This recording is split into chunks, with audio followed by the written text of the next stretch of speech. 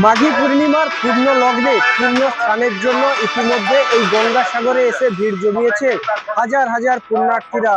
ভোরের আলো ফুটতে তারা এই গঙ্গাসাগরে পুণ্যের ডুব দিয়ে কপিল মুনির আশ্রমে পুজো দিচ্ছে, আর তারপর একে একে আবারও বাড়ির উদ্দেশ্যে ফিরে যাচ্ছে এই সকল পুণ্যার্থীরা।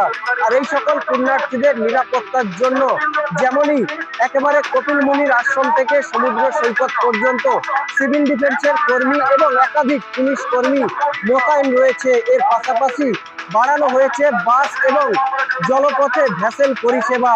ড্রোন ক্যামেরায়ও নজরদারি চালাচ্ছে প্রশাসনিক আধিকারিকেরা।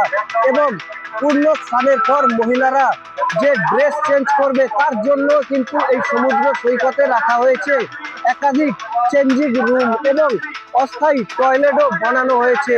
সব মিলিয়ে একেবারে এই মাঘী পূর্ণিমার পূর্ণ লগ্নে পুণ্যার্থীরা একেবারে ভিড় জমিয়েছে এই গঙ্গাসাগরে। ইতিমধ্যে কিন্তু সেই পুণ্য স্নান চলছে। আজ ভোর 5টা থেকে এই পুণ্য স্নান শুরু হয়েছে এবং আগামীকাল 3টে পর্যন্ত এই যে পুণ্য লগ্ন, এই পুণ্য লগ্ন কিন্তু চলবে। আর এই পুণ্য লগ্নে একেবারে গঙ্গাসাগরে চলছে পুণ্য স্নান। এই মাঘী পূর্ণিমাতে গঙ্গায় স্নান করতে হয়, ওই জন্য মেলাটা খুব ভালো লাগে। মেলাটা খুব ভালো লাগে ওই জন্য। আর আমাদের নাতনি হয় গঙ্গাসাগর মেলা তো হয়, তখন কি আসে? না না, তখন আসা হয় ওই সময় আমাদের আমাদের পার্বণ থাকে।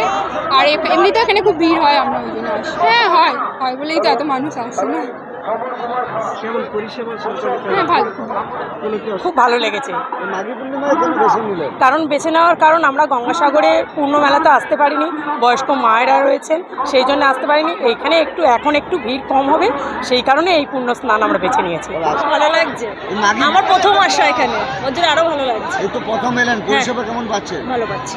এবারে তো মাঘী পূর্ণিমাতে প্রচুর লোক এসছেন। মানে গত প্রত্যেক বছরেরই কিন্তু যে পিলগ্রিমের সংখ্যা আছে সেটা ছাপিয়ে গেছে। সমস্ত রকম যে সিভিক অ্যামিনিটিসগুলো আছে আমাদের প্রশাসনের তরফ থেকে ব্যবস্থা করা হয়েছে, light, toilet, food, drinking water সবগুলোই কিন্তু সাফিসিয়েন্টলি অ্যারেঞ্জমেন্ট করা হয়েছে।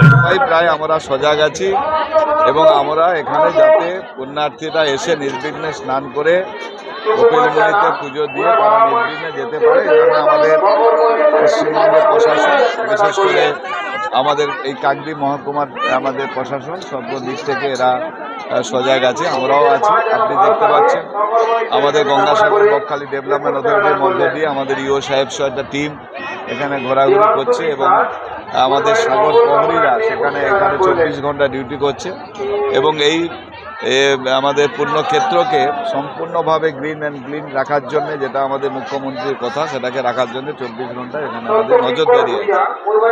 আমাদের এরকম একটা অবস্থায় গত কয়েকদিন ধরে, যদি আজ পর্যন্ত ধরি কি সন্ধ্যা পর্যন্ত যেভাবে, কারণ আমাদের পুণ্য স্নানটা এখনো পর্যন্ত সারা ধরে আছে, স্বাভাবিকভাবে আমি আশা রাখছি বিগত বছর যেরকম আমাদের দেখেছিলাম প্রায় 18-20 লাখ ছিল, আমার মনে হয় এই কয়েকদিনে তার থেকেও মাত্রা আরও বাড়বে।